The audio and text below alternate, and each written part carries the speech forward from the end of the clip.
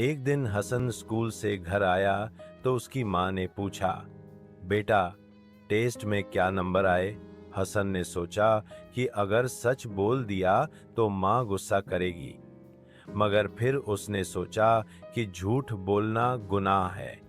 उसने आंखें झुकाकर कहा, अम्मी, सिर्फ 5 नंबर आए हैं। मैं मेहनत करूंगा, वादा करता हूँ। उसकी माँ ने उसे गले लगाया और कहा, मैं तेरे नंबर से नहीं, तेरी ईमानदारी से खुश हूँ।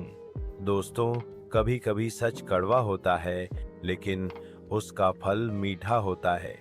यह कहानी हम आप तक लाए हैं फनी फन 2 इस्लामिक चैनल के जरिए।